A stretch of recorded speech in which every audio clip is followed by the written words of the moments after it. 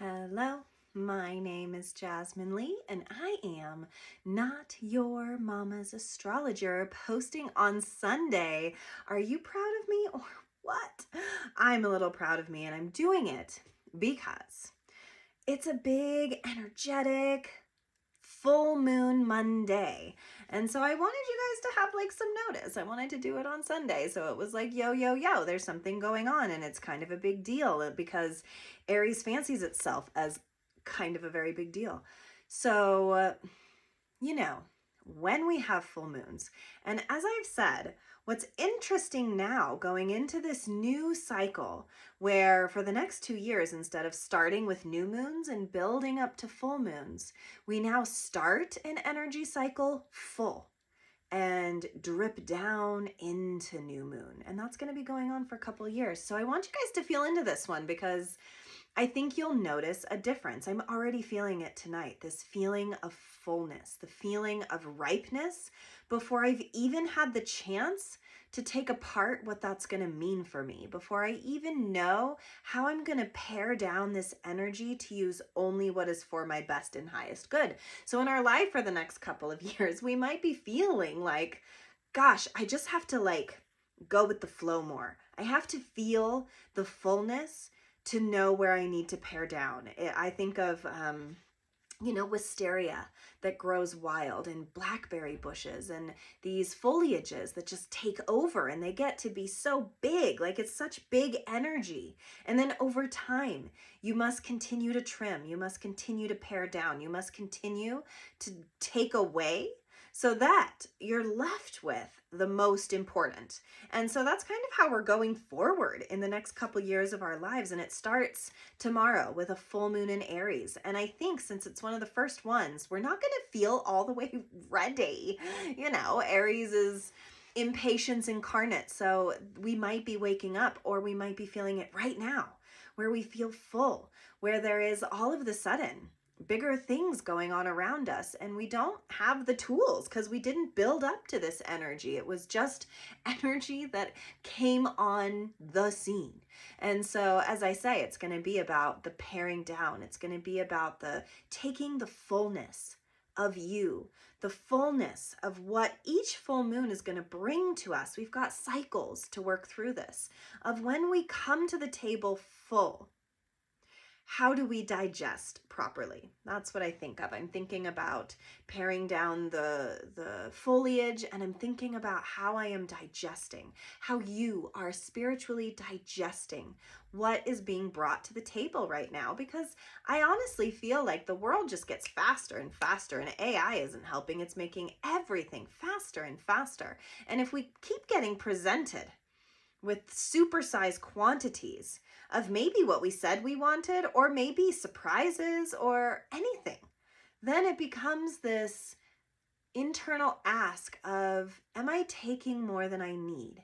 Am I being of service in a way that is helping to fulfill others as well as myself? Are there these questions of when I am over full, how do I give myself respite? How do I create out of a huge mound of clay?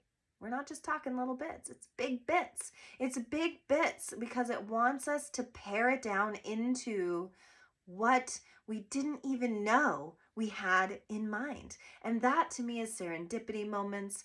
That to me is moments where fate is truly working in your favor or asking you to step up and rise into a really big challenge. That's what full moons do. And normally we have that new moon building up to it to prepare. We get to put on our armor and we get to have our, manifestation journals, and we get to say, this moon cycle, I want to manifest this. And then we build from there. But now with the roles reversed, we get the fullness of it. We get an offering. We get something bigger. And then we have to mold it with our own two hands. We have to pare it down and we have to digest it. Body, mind, spirit. We have to do that in many different ways and in many different formats. And in that way, some of us might develop some pretty intense coping mechanisms. Some of us might engage in a little bit of light escapism. Some of us might feel extra tired during these moon cycles. And some of us might be ready. might want to step up to that plate, might want to be here presently. And we start off with a bang with a full moon in Aries, because Aries is our warrior. It initiates action. It is spicy. It rules our body. It rules I am.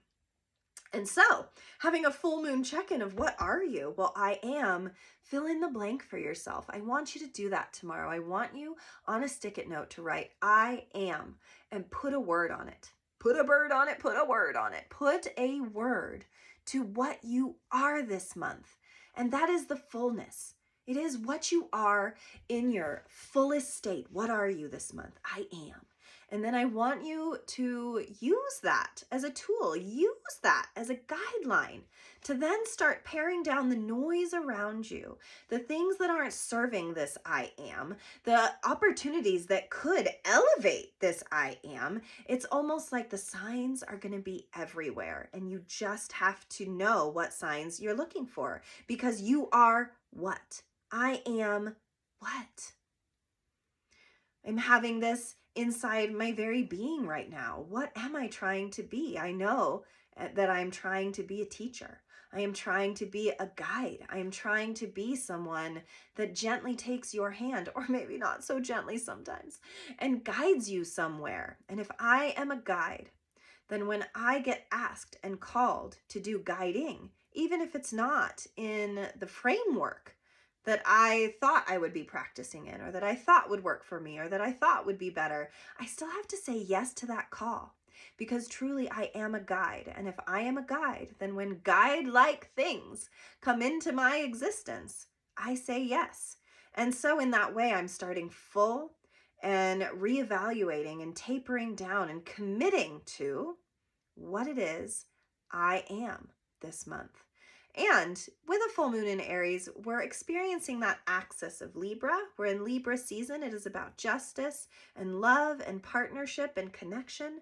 And we are getting that opposition of Aries that is about self, that is about learning and discovering the self. And the best secret sauce we can do in those times is to bring those oppositions to center, to be an other-driven leader, to be, I dare say, a guide.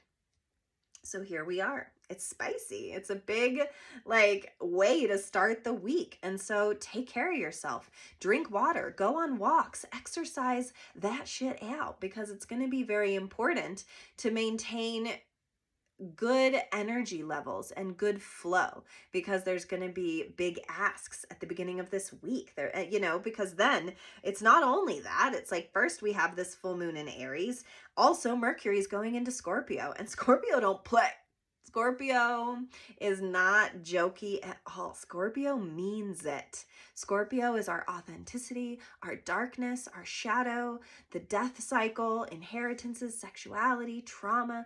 The gang's all here when Scorpio is around. And with our thoughts heading into Scorpio, it's a very fall feeling. We are going inwards. We are finding the depths of ourselves, while Aries is moving us forward. So we're getting moved forward and intellectually having to dig deep to explore the depths of what we are. What I am is a soulful being, and so are you. And the more we can take active interest in the why of ourselves, in the why behind each action, very Aries, the why, very Scorpionic, why we are acting the way that we are right now is a big indicator of what our next step needs to be. So there's a lot of stepping stones this week, a lot of availability towards seeing things from maybe a different vantage point, maybe a more active place of thinking. Instead of just dreaming, instead of just pontificating, instead of just wondering, it is active participation in our thought process. And I think that that's kind of baller. I think that's great when we can have, action being fronted by our deeper ways of thinking, because that's how we align ourselves. That's how we get aligned with what our next step could and should be. And then Tuesday, Mercury, that just went into to Scorpio, is going to square Pluto. So Mercury is how we communicate. It's how we think. Squaring Pluto is how we transform. I think there might be some conversations. I think there might be some hard talks. I think hard subject matter is going to come up.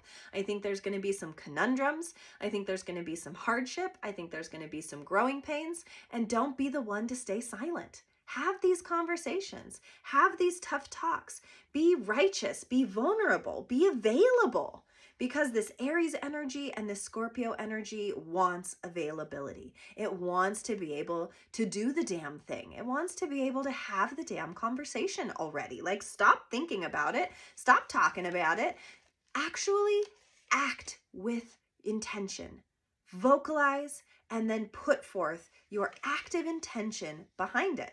It's vibes. So then by Wednesday, we're like sleepy, you guys. We're tired, all right? We're tired. It's been busy. It's been deep. We've been having these like crazy big conversations. We've been activated in a very action-oriented way. Our bodies are like perked up, and Wednesday might feel extra hump day-like. So we get this beautiful aspect coming in to grant us this beautiful, way to be able to relax ourselves and our minds and our vibe. And that is Venus, our lover, is sextiling Jupiter, our planet of good luck and expansion.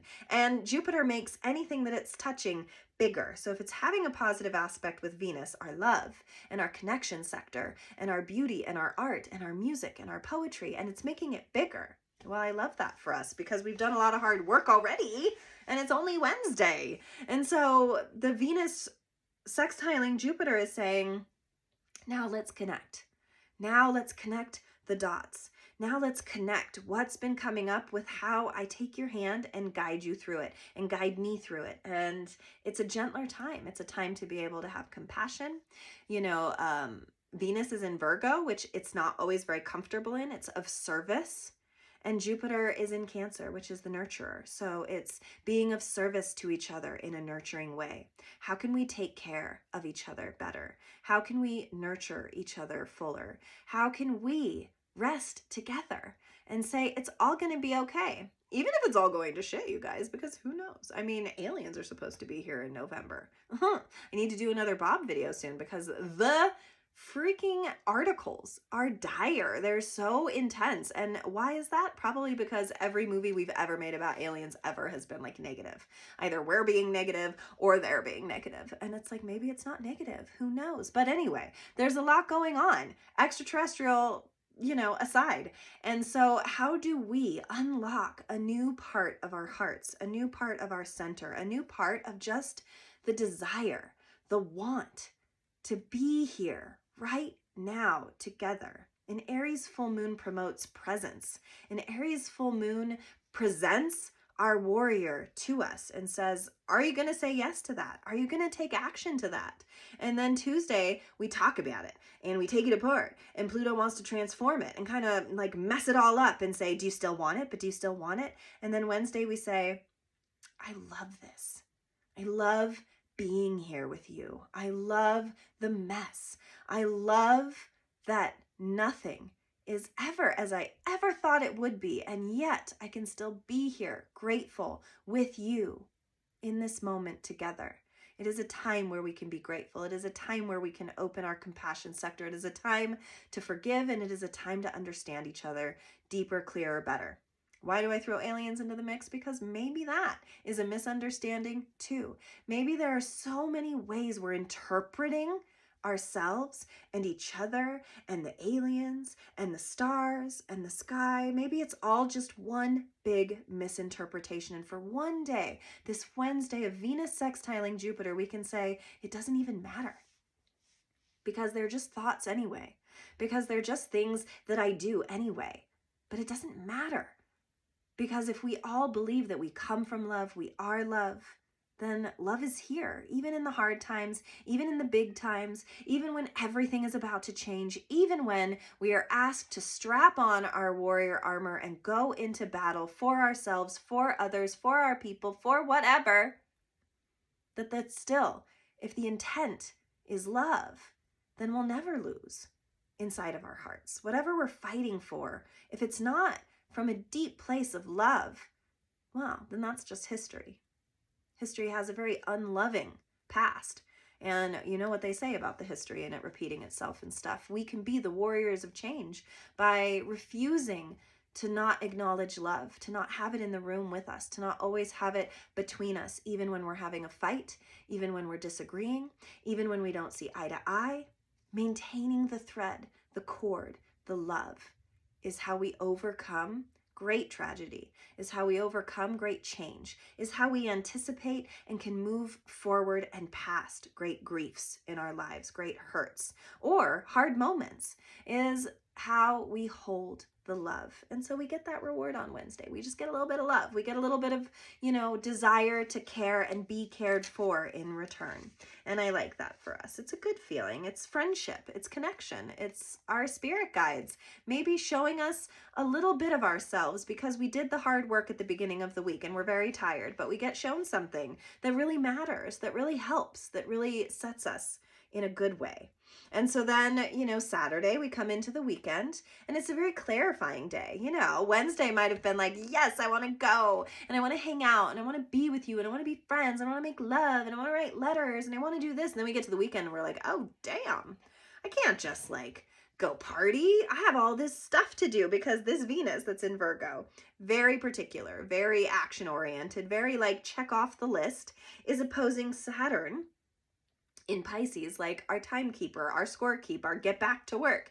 And so it's going to be a time to initiate boundaries is what I think of. When I get to that Virgo Pisces axis, we've just had eclipses there. So we're very familiar with how this goes, right? The story is never ending, alas, but boundaries, how do we say no when we mean no and yes when we mean yes? I hate that adage that no means yes because as a woman, no never means yes. No always means no. And if the first answer was no, don't try to make it a yes.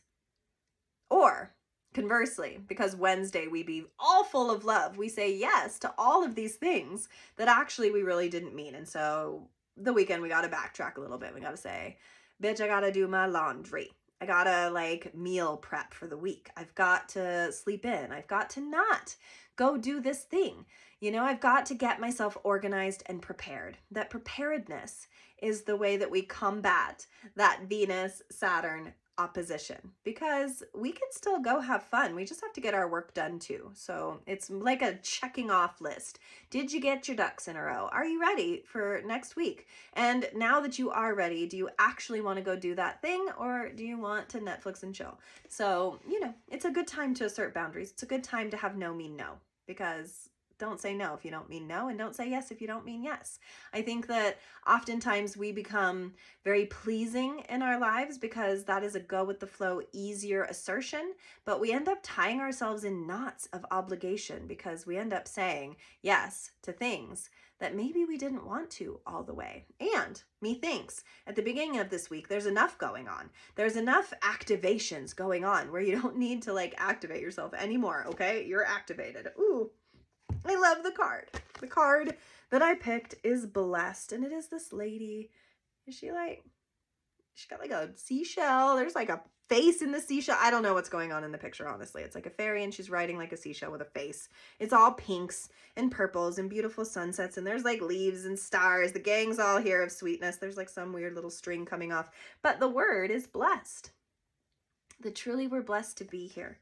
We get one life, you guys. We're blessed. We're blessed to be able to be in these weird skin sacks. Even though I have 2 zits right now, they're so obvious. It's basically like perimenopause has made me the teenager I never was because I didn't get zits in high school. You can hate me, it's fine. I'm getting them now, so it's not like karma doesn't have a wheel, ever turning as it is. But we're so blessed to be here, zits and all, perimenopause and all. We're blessed to be in space together, to learn together, to love together, even to fight and hate together, because those emotions are just as profound and true and valid as the nice emotions. And Aries and Libra want the full spectrum of our bodies, of our voices, and to bring it together, to connect, to work through it, and to really rise to the occasion. That's what this week is about. How can you rise to your own occasion? So tomorrow you write, I am.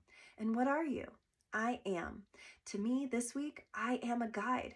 And I am going to let myself drip out and be trimmed and train myself that only what matters is that what I am manifesting right now is being a guide. And however that shows up and whatever ask there is of me to rise to that occasion, I'm going to think about it. And I might do that because if I am a guide, but I don't get the cookie that I want, the like most precious, chocolate chip cookie. Instead, it's like an oatmeal raisin cookie. It's still a cookie and it's still being offered to me. And I'm going to take a big old bite out of that and see that sometimes it's choosing the oatmeal raisin cookie that sets you up for a different palate, for different taste buds, for different asks. That was a ridiculous simile, you guys. I am sorry. Freaking cookies. Me and cookies. I don't even eat that many cookies, just to be real with you. I don't. Thank you for listening. Good luck. Engage. Get yourself going. Take your rest. Get organized. I am that. You are too. If you leave a review for me on my Apple podcast, you take a screenshot of it, you go into Instagram at Jasmine Lee Astrology, and you show that to me in a DM, I will give you a tarot story. You won't regret it. I'm really great at it. It's one of my favorite things to do. I appreciate you listening. I appreciate you sharing me, following me, liking me, engaging with me, because it is through this engagement that I am a guide. So in that way, you activate me and I activate you in return. Thank you so much, and I will see you next week.